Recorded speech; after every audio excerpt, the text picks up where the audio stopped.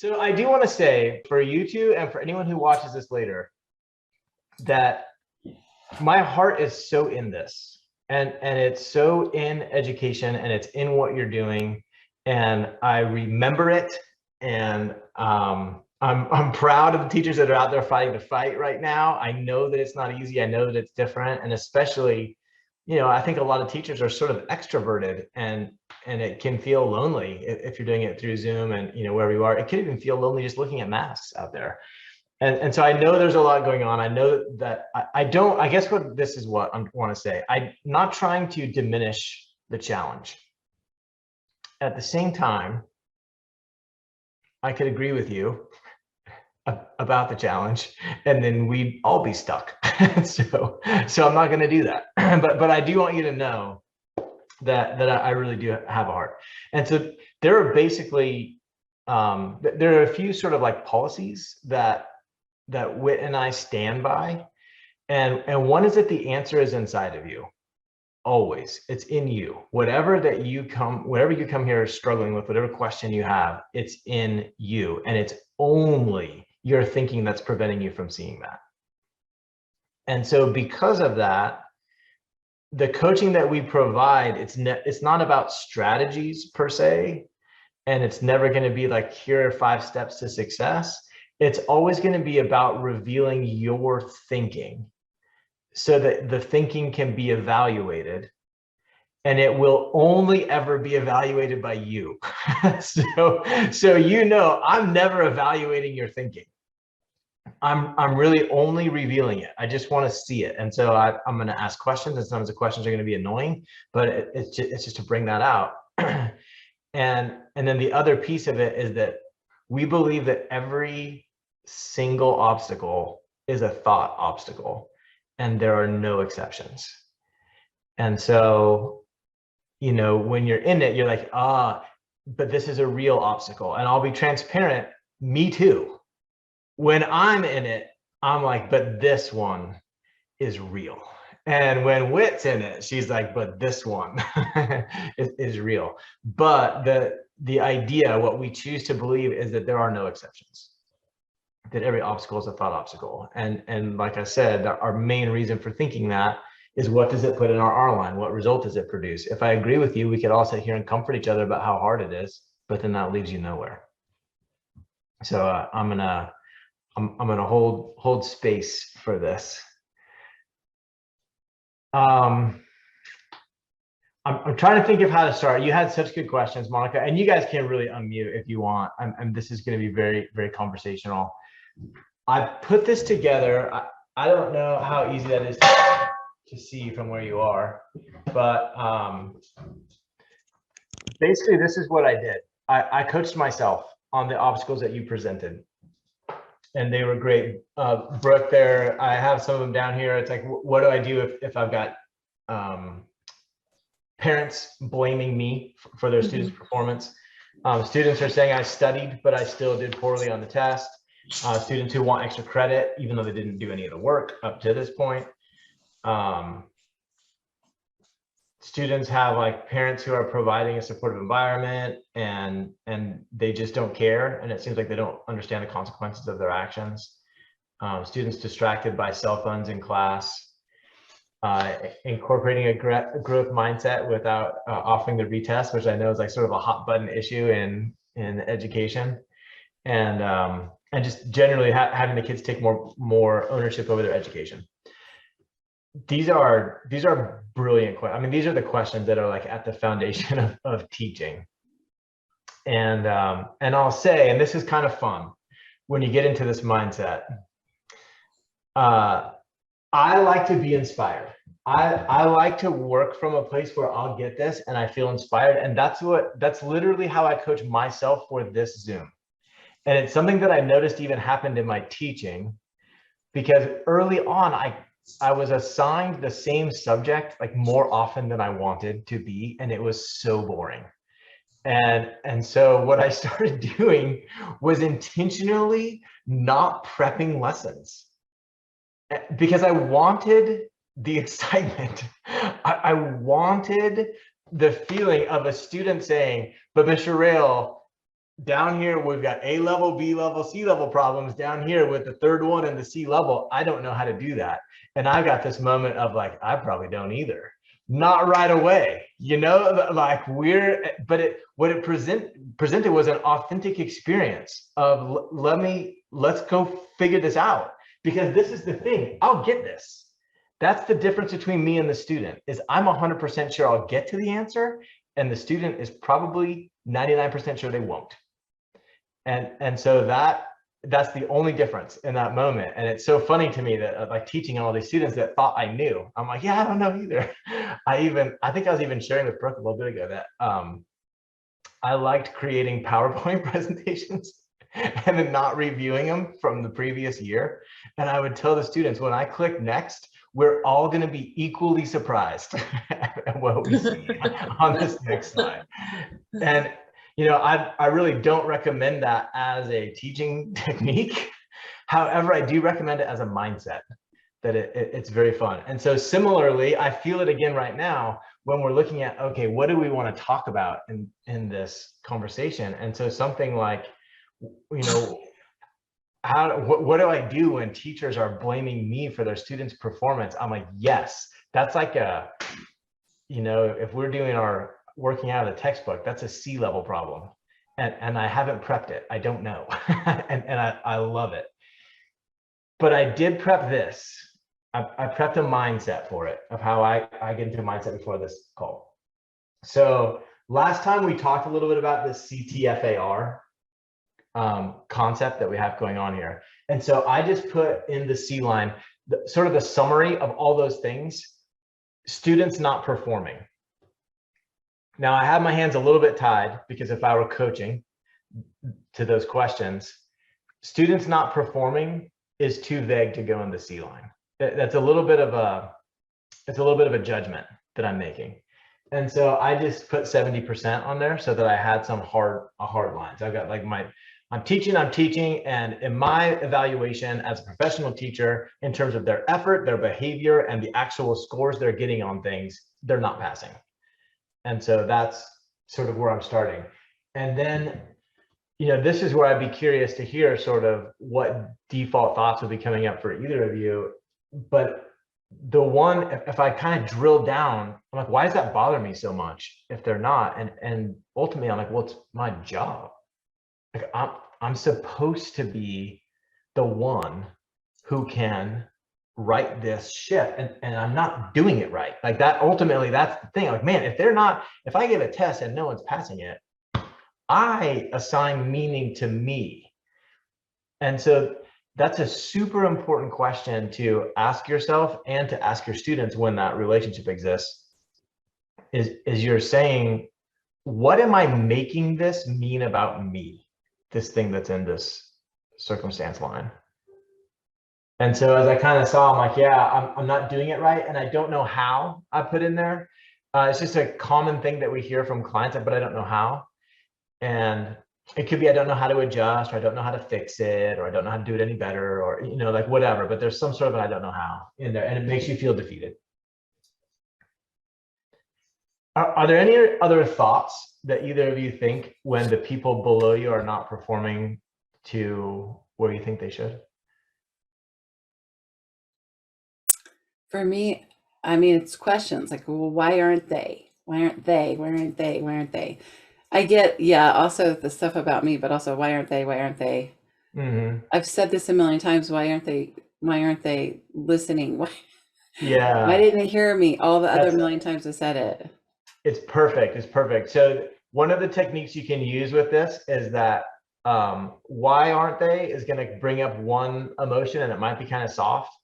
And the harder thought is a sentence rather than a question. And you're going to say, I don't know how to get them to.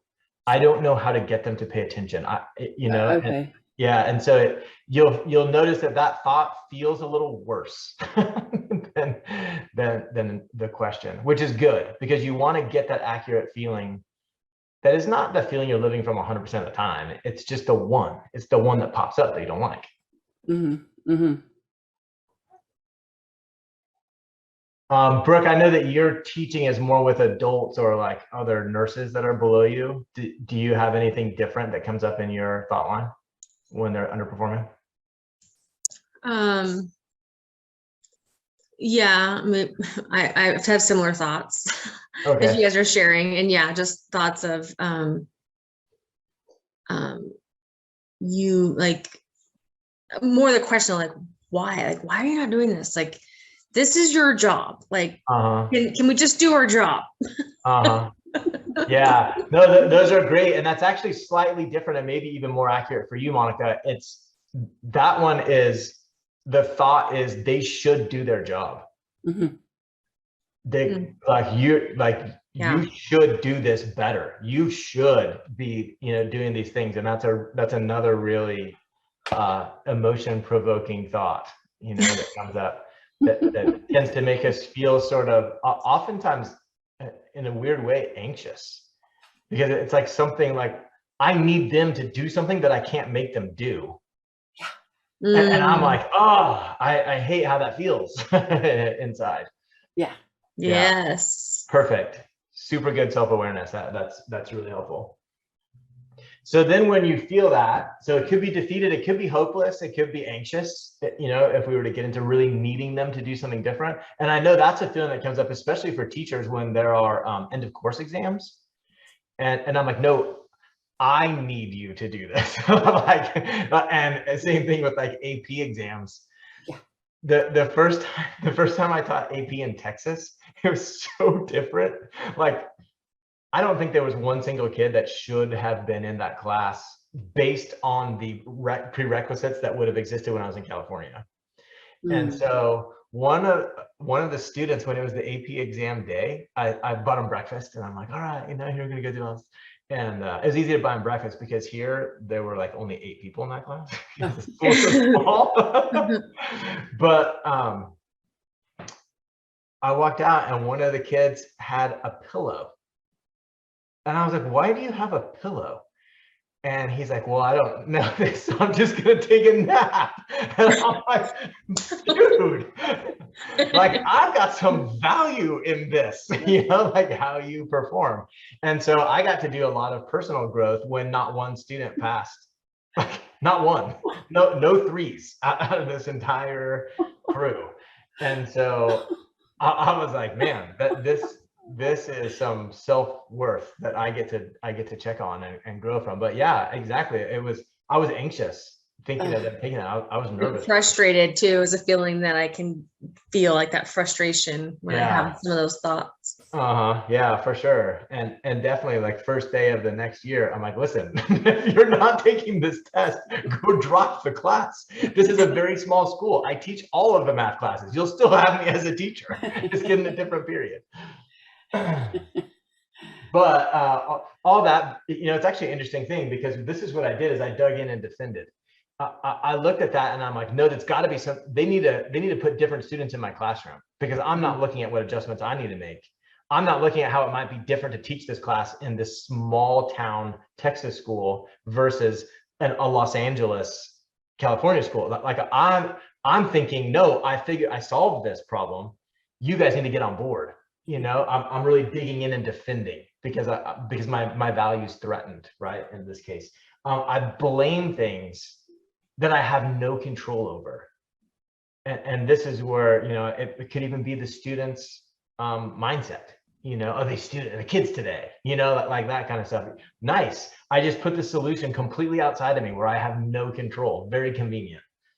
Numbing, which would be a very individualized favorite flavor. I'm sure we've worked with the teachers who go out for a happy hour with the other teachers starting like Wednesday night. And then, but there's lots of flavors of numbing. There's teachers who are just like kind of disconnect and give worksheets. And there are teachers who overwork in a numbing sort of a way. Like it's like extra pressure. I'll do it. You know what I'm going to do? I'm going to put the notes online. I'm going to spoon feed them. I'm going to spoon feed them so hard that they can't. That's kind of another way of quieting your own anxiety. I think if any of us took a step back from that, we would be like, is that serving the student? Really? I know I did that. As soon as I learned that I got my first smart board, and I was like, I can put the notes online, and I can have the students come see them. So I'll print out the slides, and all they have to do, I gave them so much, and I'm like, a little ways in, I'm like, is this really a good idea? None of this is working the way that I thought it would. Another one is to close off. And that's where the conversations come in, where, you know, a student may say like, hey, I really worked at this and I didn't get the result that I wanted. And our default thought is like, no, you didn't. And, you know, there's a little bit of a closed interaction with them. Give the power away, of course, is kind of what we're talking about, that I need my students to do something so that I'll be okay. And then what that does is it puts the result in our mind as greater than the process. Now all I'm thinking is, how can I get higher scores in the AP exam? It's like on my mind constantly. How can I raise scores? How can I raise scores? Instead of like, how can I teach them math? How can I come alongside them on their journey? You know, it's a really different mindset to be in. And then also answers over growth. And it's kind of the same thing, but I put it on here for a reason I'll show you in a second. I'm also mean to myself. And I start a little bit of compare, you know, you start looking online, there's teachers that have a 90-something% pass rate and I got a 0. I'm like, gosh, I must be terrible. And so like that part comes in, which is not going to be helpful. And then sometimes I even lash out at my students, and I would get frustrated. That kid coming with a pillow, that could be a real red flag for me in terms of like, you know, like it would be good for me actually to be like, what did I do that led to this? You know, like, how did I not communicate that there was a test? You know, and you remember all those FRQs? But I didn't. Instead, I'm like, what's the matter with you? You know, like it's very, very outward. You need to be different. So all of that, it leaves me stuck. Because now I go into the next year, nowhere in here is there evaluating, nowhere in here is there innovating and creativity and coming up with new ideas. It's all like fueled by this place that I'm not doing it right, and there's nothing I can do about it. And that thought, and that's the reason I have them both red, it's this thought that's leading me to this space. What was interesting about this to me as I was looking through it is that I could just erase my students not performing, and I could put, I failed the test. And every one of my students is in this exact same model. We're all doing the same thing. And we're just all in the same room together thinking, and they probably have tons of ideas about how I could be better. Oh, he doesn't teach. He never teaches anything. Nothing that he teaches, nothing that we review is ever on the test. But I'm sure they've got all, and you know, it's all just coming from that they're feeling defeated and hopeless and probably kind of anxious about what's this going to mean for them, where they're going to be left when they don't pass this test, and you know, whatever. So I was like, oh, that's why I put this one, the answers over growth, because I would put in the students model cheating.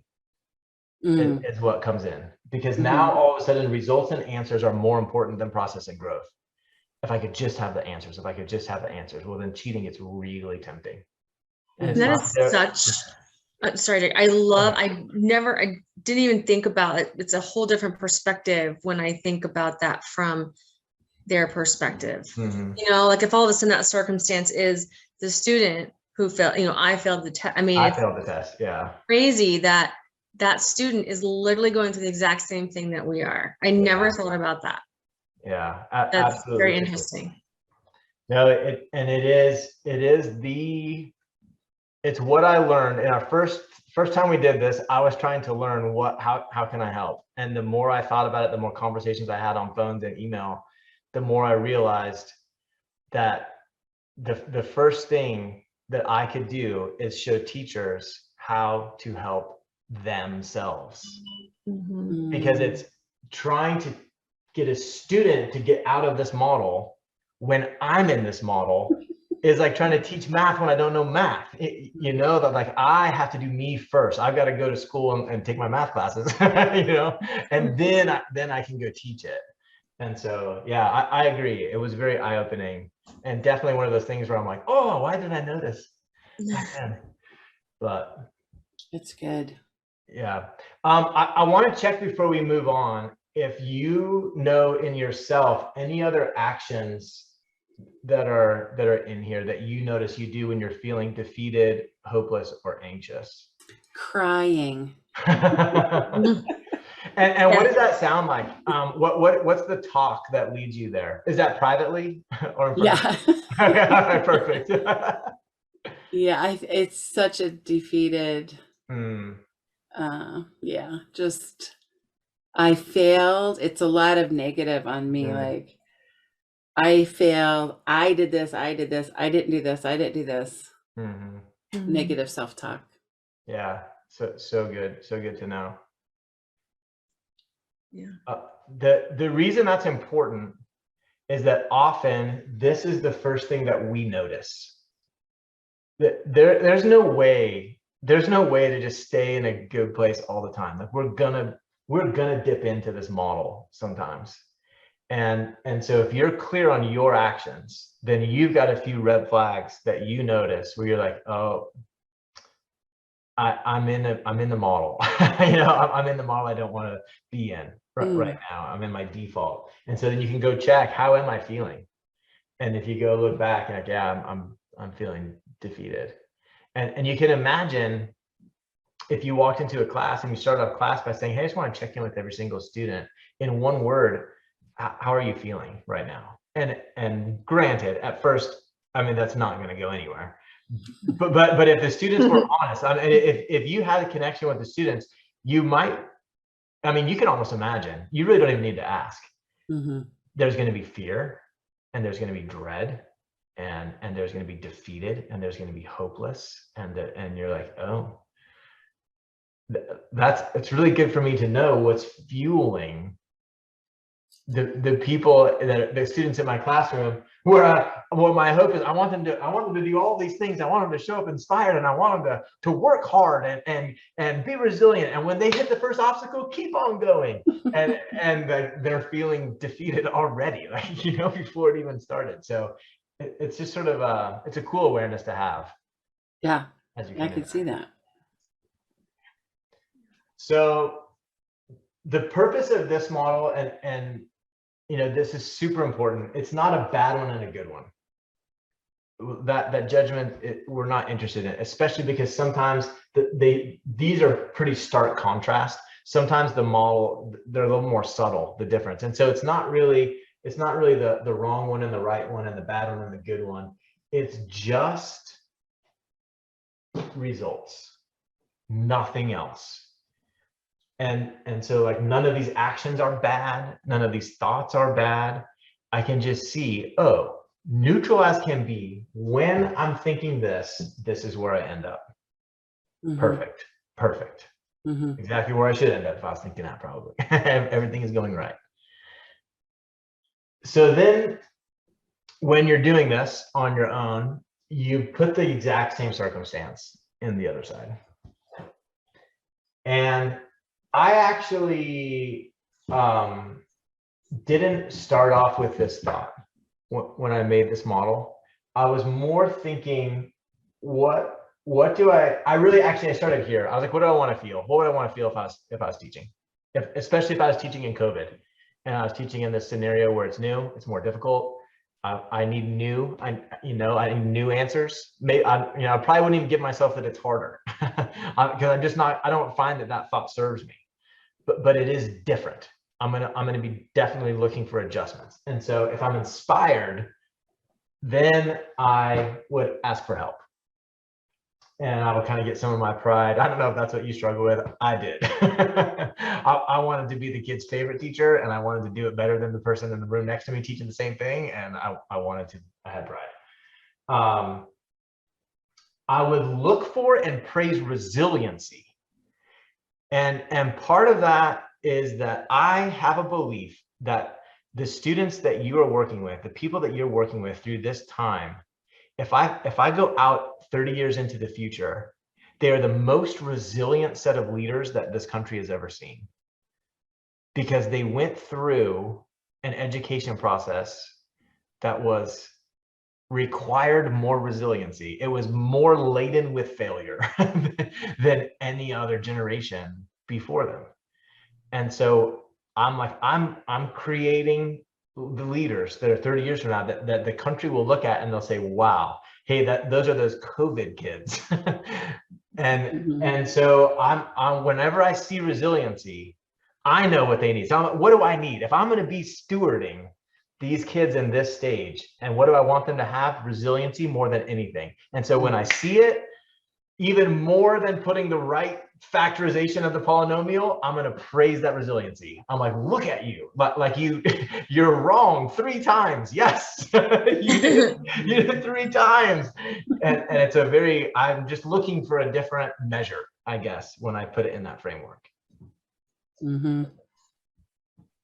Praising small stuff is actually something that I stole from a TED talk about motivating kids. And they said, instead of looking at video games as the enemy, why don't we look at video games as the greatest teacher of motivation that there ever was? How do they do it? They clearly motivate kids and drive kids and addict kids. Like, what's their secret? How are they doing that? And one of the things they pointed out was specifically Super Mario Brothers, that simply by running forward, you get gold coins that come with a ding, ding, ding. And I can't remember, but I think they're even worth like $100 for taking a step forward. Boom. and he's like, that's what it is. It's, you know, we tend to think that we create motivation by only praising greatness. And he's like, no, give them 10 points for showing up. 10 points every day. I mean, shoot, as a math teacher, you can still make all the percentages work out the way you want. You can still turn all the dials on what a student has to do to get the grade they want. But hey, good to see you here. Enjoy your 10 points. I was like, what? You know, like, and so however that looks, I would really be looking for praising the small stuff and rewarding the small that the students do. I put this one, this is it's plan, execute, evaluate. Oh, this is supposed to be adjust, actually, in here. This is a different one. A different message. Plan, execute, evaluate, adjust.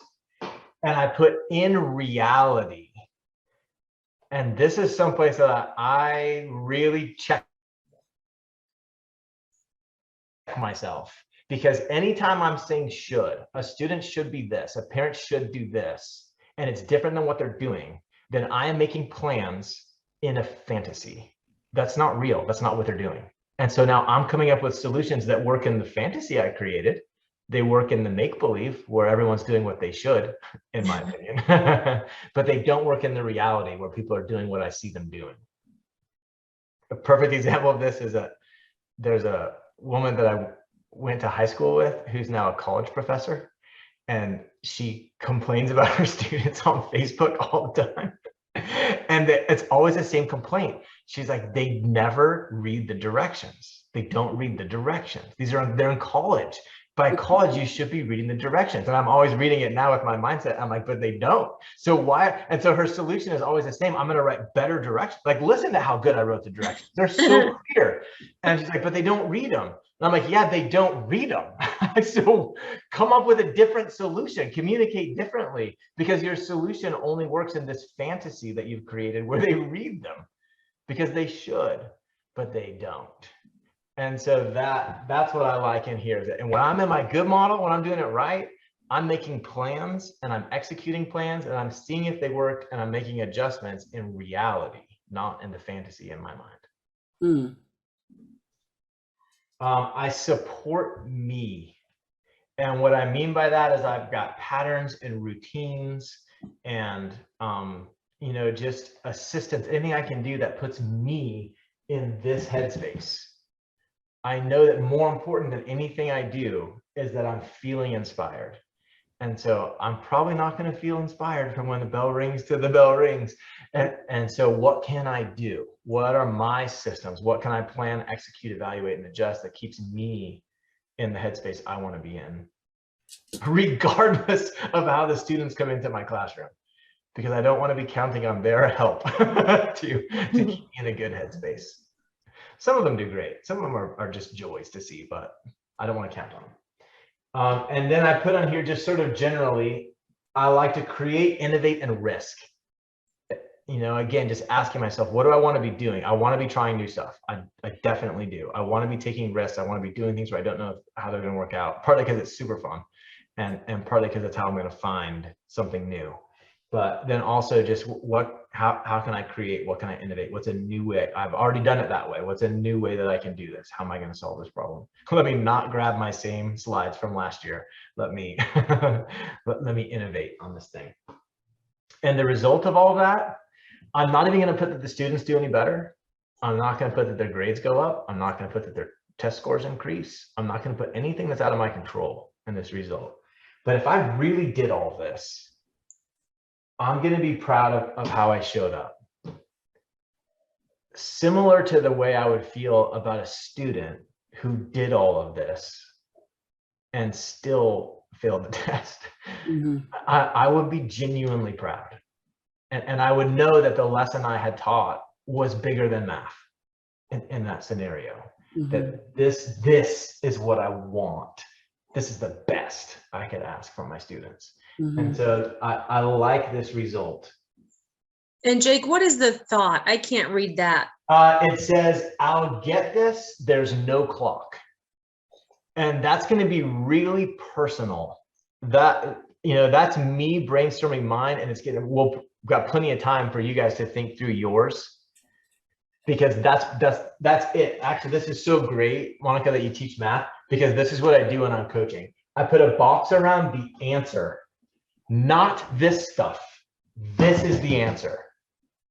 This whole work, all the work I'm doing is to get to my answer, and it's right there. And it's going to be a little bit different for each of us. But I will say that I take on a thought that if my students love learning, and if I can decrease their fear of math, that no matter what happens while they're in my class for a year, they're going to be set up well. That's the best I could ask for as they go forward. There's no clock. I don't have to do this by June. This student's on a journey. This isn't basketball. There's not a whistle at the end where I either won or lost. This is a lifelong process, and the lessons I'm teaching are deeper than the algebra. You know, there's more going on here, and so I like that thought that I'll figure this out. There's no clock. There's also no clock for me. If I don't figure it out in this year, I'll do better next year, and I'll do better the next year, and I'll do better the next year. And when I take on that as a teacher, then sure enough, you've got the new teachers that come in and they look at you and they're like, how are you doing all of that? Mm-hmm. Like, how could you possibly be getting all of that, managing all that at once? They're like, oh, it's because I've just been trying to be better. Every year, I'm just looking at how can I be better? How can I be better? How can I be better? There's no clock for me either. I'm in this forever. The same with my coaching. I mean, right now I'm running a business. I'm like asking people to pay me for this transformation. And I know full well from those years teaching, I will be so much better at this 10 years from now than I am right now. There's nothing I can do about that. You know, that's the way it's going to be. It's going to go on forever and ever. That's good.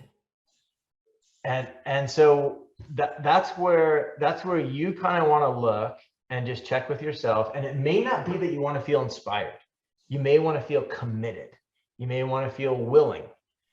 You may want to feel, I don't mind motivated. If my wife was here, she'd be like, motivated. That's not a good one. But I don't mind motivated, because as long as I understand how I'm in control of turning the dials on motivated, then I think it's fine. I think a lot of people see motivation as something that happens to us. I know that's what she means when she's like, no, don't do motivated. It comes out of us. No. And so, but yeah, and whatever feeling you want, and then you're going to want your thought up there that just like does something in you.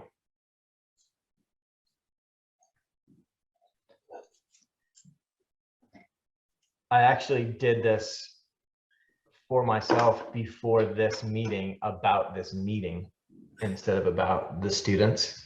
And the thought I have is that I can help more students with these Zoom calls than I did as a teacher. And I'm like, whoa, yeah, that's exactly what I want to be thinking when I'm on here. Mhm. And you know, it's perfect for me because I got a lot of default thoughts about doing this that like aren't leading to the result that I want, but I'm like, no, this is what it is. And so you just want to find it for you, like the one that kind of almost like puts a little motion in your eye, or you know, like makes your chest feel a certain way. I think for me, are you familiar with Danny Silk and his writings Mm-hmm. about powerful people and powerless people? Mm-hmm. So for me, when I saw the word inspired, I'm thinking I want to be powerful. And that doesn't mean, Brooke, that doesn't mean like, oh, I'm mean and controlling and I get to hurt people. Powerful is like Yeah. owning my own stuff and Yeah. assuming everyone else is going to own their stuff. And yeah, I mean, it's bigger than that, but Mhm. I think for me, because that's been one of my goals, is becoming more powerful, like not being a victim, not blaming other people, but also not taking their blame, you Uh-huh. know, like keeping boundaries. I think that's a big thing with parents. When a parent's like, what are you going to do about my flunking kid who won't go Right, to class right. and won't study? What are you going to do? Uh-huh. That's not my problem. So I think to me, that word inspired, I'm going to insert powerful. I love it. Yeah. And it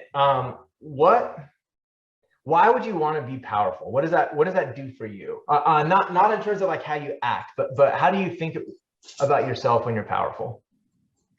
Oh, well, I'm not there yet, so I don't know. Just Put it on. Put it on. yeah, let me We're just playing actually around. let me hang on one second. I'm gonna I was just talking to my daughter about being powerful, and I I had to do a homework assignment regarding this. Oh, perfect. So um okay, a powerful person knows how to grow their character to manage their life by love. So I could come at this through love or I could come at it through fear. Mm-hmm. Fear is going to be like, oh, people are going to know that my AP students in the past, like they're going to think I'm a terrible teacher. I'm probably going to get fired. You know, so Uh-huh. just coming at it through love. Um, Figuring out how to handle the freedom and its responsibilities. Um, this is kind of from a Christian perspective. So there's some having a sound mind and Uh-huh. self-control and that kind of thing. Not managing other people because that doesn't work well anyway. Actually, and it has a lot to do with what we believe, that our feelings, okay, our thoughts are activate feelings that are communicated through words, which are followed by actions Uh-huh. that are strung together to become habits. Then the routine of habits become character. Uh-huh. Character then is what pushes you into your destiny. So it's really starting with the belief system. Yeah. Powerful people bring high levels of respect and high levels of responsibility to their relationships and expect those things from other people as well. Powerful people say, I choose to blank, I am, I can, I won't. And that is like versus I have to or Right. I'll try. Powerful people know that when they are truly victimized at another person's hand, they have the choice of what they're going to do next. Like, what am Yeah. I going to do next? Instead of like, why did this happen to me? And staying in the victim. Uh-huh. Yeah. I Yeah. love it. So I good. love it. So much that is awesome. And I really love the difference between the word victimized and victim, that they're not the same thing, that you can be genuinely victimized and still not be a victim. Yeah, really cool. So what's coming to mind as I listen to all this from you, how does a thought feel of like, my love can't be stopped, I choose to love no matter what? Something along those lines is where I'm looking, because this is what I'm doing. I like where you are going, and I want this here. Mm-hmm. I want powerful in this spot. And so this idea of love over fear, it could even just be saying, I choose love. Mm-hmm. Period. I choose love.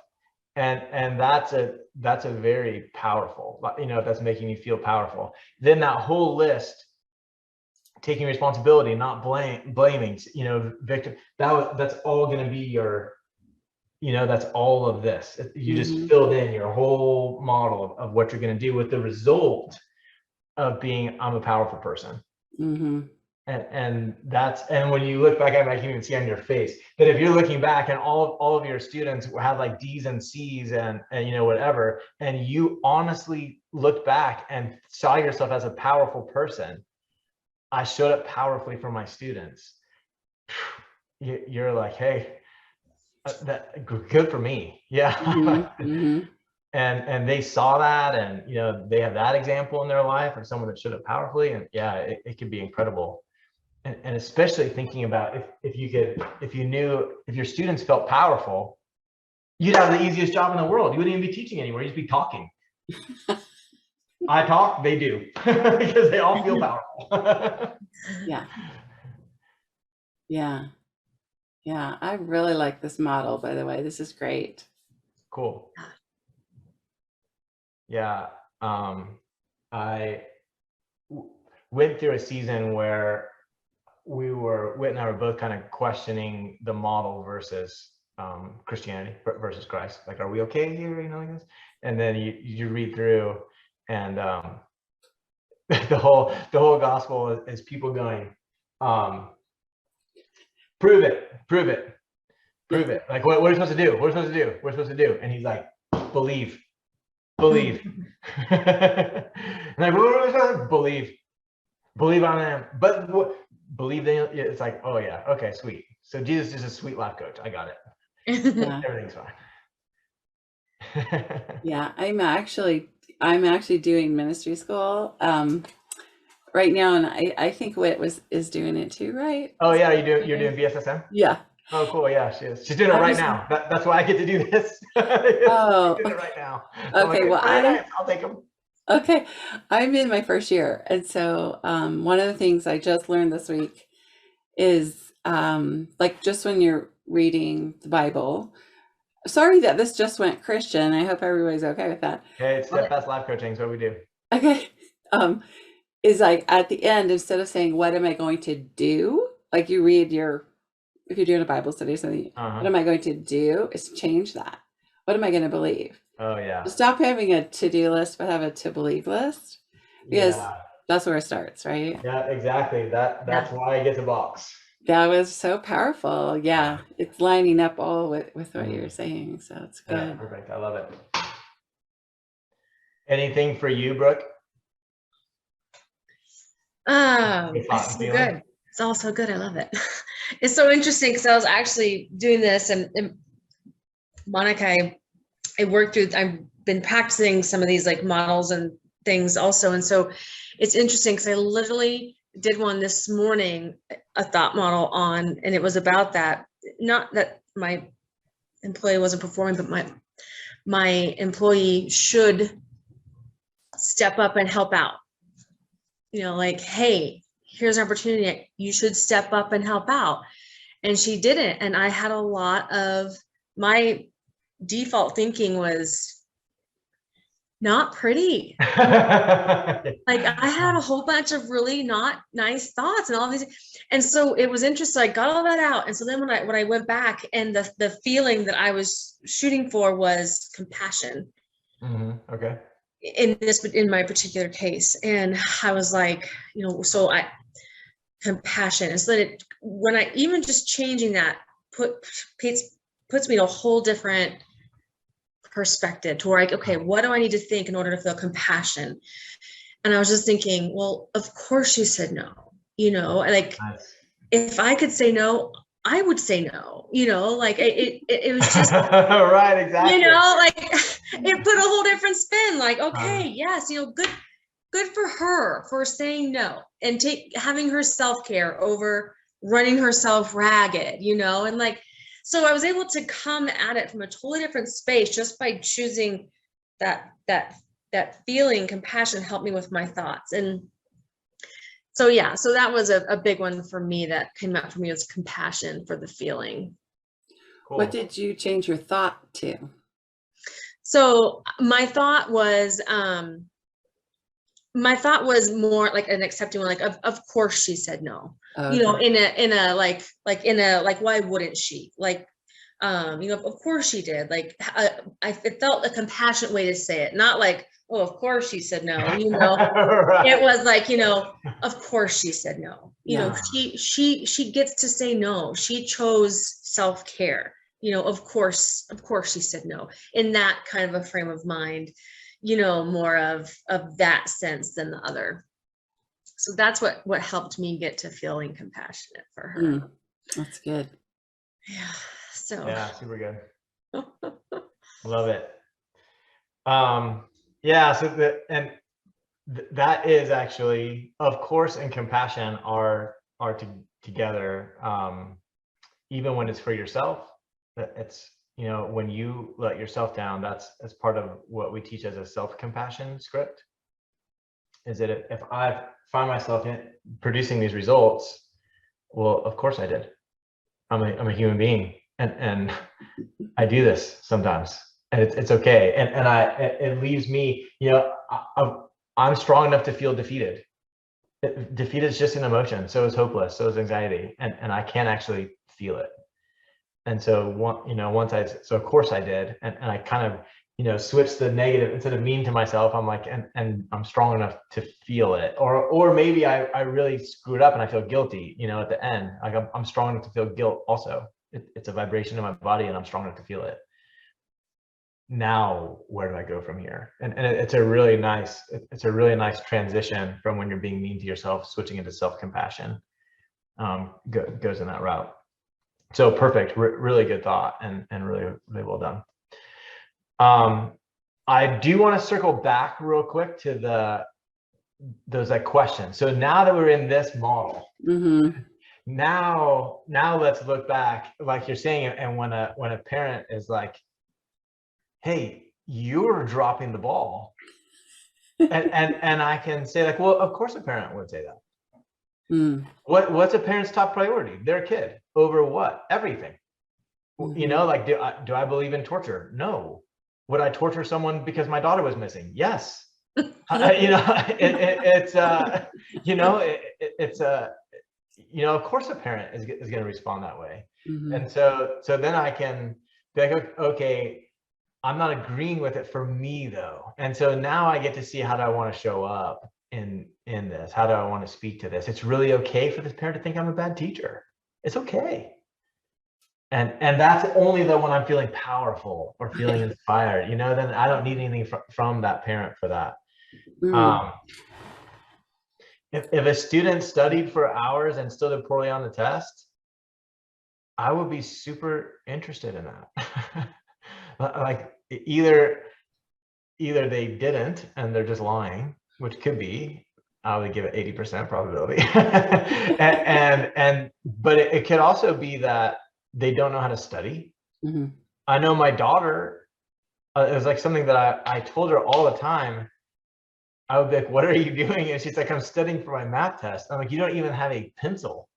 And she's like, yeah, I'm reviewing my notes. And I'm like, I hate to tell you this, but that's not studying. Not for math, you know, like maybe for a vocabulary test or something, I could see that could do it, but studying for math requires a pencil. And so that was like sort of the you know, what we had in here, but it was genuine. She really did spend a lot of hours reviewing her notes, and she really did fail that test. And there really was some adjustment to be made. So sometimes I think it is, you know, that piece. And then this one's going to be like where I get into revealing thoughts and not any teaching philosophies. Retaking tests and extra credit without doing the initial credit, you know, without the initial work. Both those things, I think, are places where teachers are a bit divided in general.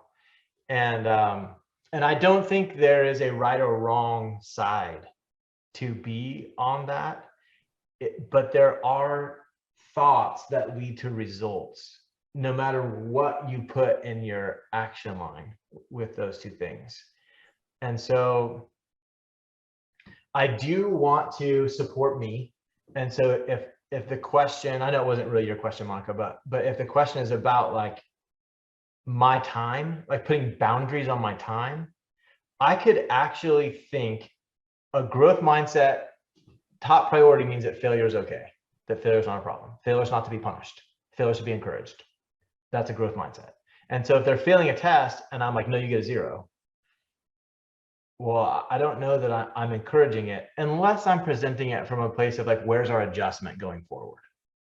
That, I mean, I could see like, you know, experiencing failure, it can be okay that you got a 0. We're not going to redo the 0 because it's okay. But if I get into a place of like, oh, you got a 0, all of a sudden I think I am out of a growth mindset. I think I just jumped into a fixed, you know, mindset in that case. And so kind of looking at those, but I also wouldn't want to say like, okay, well then a growth mindset is saying like, do it again. I could say do it again as a punishment also, you know, like, no, you're not off the hook. The rest of the class is going on. You're studying again tonight. You know, it could come from that place versus it could be like, hey, where did this go wrong? Like, hey, it's no big deal. Let's see how we can fix it. And so just seeing there's kind of, I say whenever there's 2 choices, there's always 4 choices. Because you can do choice A as a victim, or you can do choice A empowered, or you can do choice B as a victim, or you can do choice B as empowered. And so just sort of seeing where we are on that and coming up with your own conclusion, your own reasons why, and knowing that even if you land on growth mindset does include retests, you're still allowed to set boundaries. You know, it doesn't obligate you to just like, okay, now every student is taking every test, even from 6 months ago, that, you know, you still get to, you know, make your policy. So just kind of quiet that fear of that. And then the extra credit versus the regular credit. I don't know. I think my tendency on that is I just assign the homework again and call it extra credit. I'm like, what do I care? I just go do it. Like, oh yeah, you didn't want to do this regular when I assigned these 10 binomials that you had to factor. Well, I'll tell you what, for extra credit, do these 10 binomials. Like, I'll play your game. But you know, similarly, I think that a teacher in that case, extra credit, no extra credit, they've got 4 choices whenever there's 2. They could do it empowered or as a victim in either case. And it's going to take, you know, just that's why I kind of like the model is that you just want to answer those questions from your powerful model. That's all. And the answer's inside of you already, you know, or your daughter she'll come through. Can I ask one question that's really specific though, just about your example of students don't read directions? Mm-hmm. What are some ideas for that? Because they don't. Yeah, because they don't. They don't. Yeah. So I don't know exactly, but I do love starting there. Like whatever solution I come up with is not going to involve a student reading a direction. And so maybe it is, you know, like I'm going to say some sort of a direction, and then I'm going to have another student tell another student that direction or whatever, you know, or I'm going to be like, hey, listen, we just do figured out tests.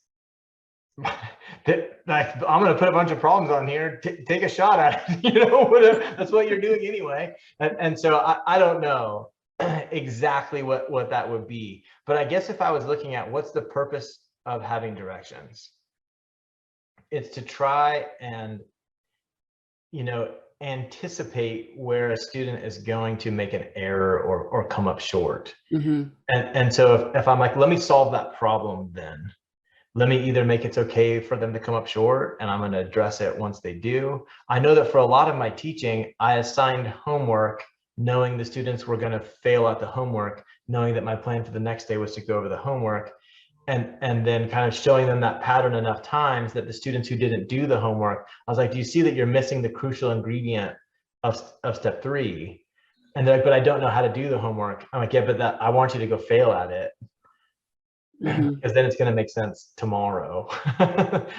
And so just as an example, like I gave instructions, like do the homework, they didn't, instead they didn't, showing like the failing, like really just incorporating it. And I think kind of always coming back to that idea that a growth mindset encourages failing. And it's kind of the opposite, I think, of the way that we're taught to teach. I like that.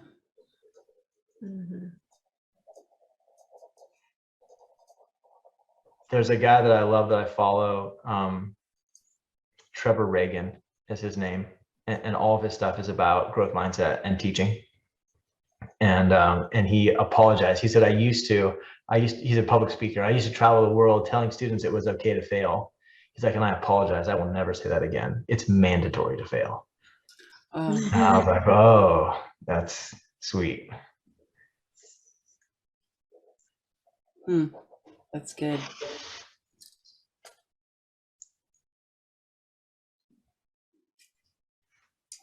So in a public school situation with 37 students in the class, and you're trying to kind of somehow teach them this model, just saying, how are you feeling? I mean, what's a way to do that? I mean, I'm picturing like, do you give them a sheet of paper at the beginning, have them write how they're feeling, or get it out? Or is there a way to like sneak this stuff in while you're trying to teach this busy curriculum? And you've already had 5 snow days, so school was canceled, so you're already behind. And like, oh, I erased it. There's no clock. There's no behind. It just is. Yeah, I would say that it is going to be a lot of trial and error. It's going to be slow at first. I think asking how you're feeling is good. I think that you using the model is really important. You using the model on you you won't be able to stop it from bleeding out into how you speak and how you describe things to the students. And then questions like really being curious. Anytime a student does anything, whether good or bad, the more you understand this, the more you're curious what was here. And you'll notice you just ask a lot. What thought made you feel that way? What were you thinking when you did that? Tell me what was going on in your mind. Well, you're just so curious about what's in their mind because you know that that's the answer. It's always in there. Okay. I like that. And you know what? I probably a lot of the time it's going to be either a growth mindset issue. Well, I hate math. I can't do math. Blah blah blah. 100%. Or it's going to be, I don't like school. I didn't have time. I played video games all night, and that's why I didn't do it. Like, there's certain things you already kind of know. One of my personal goals would be to get them to be able just to say that. Say like, I played video games all night. That's why I failed.